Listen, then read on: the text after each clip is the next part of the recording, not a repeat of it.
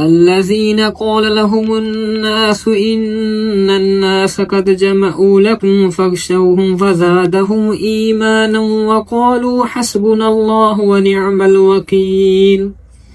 فانقلبوا بنعمة من الله وفضل لم يمسسهم سوء واتبعوا رضوان الله والله ذو فضل عظيم إنما ذلكم الشيطان يخوف أولياءه فلا تخافوهم وخافون إن كنتم مؤمنين ولا يحزنك الذين يسارعون في الكفر إنهم لن يضروا الله شيئا يريد الله ألا يجعل لهم حظا في الآخرة ولهم عذاب عظيم إن الذين اشتروا الكفر بالإيمان لن يضروا الله شيئا ولهم عذاب عليم ولا يحسبن الذين كفروا أنما نملي لهم خير لأنفسهم إنما نملي لهم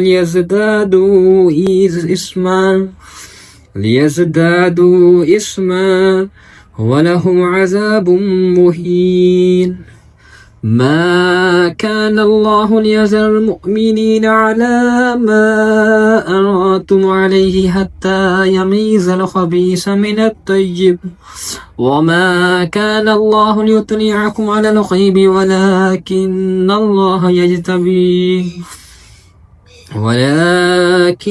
الله يجتبي من رسله من يشاء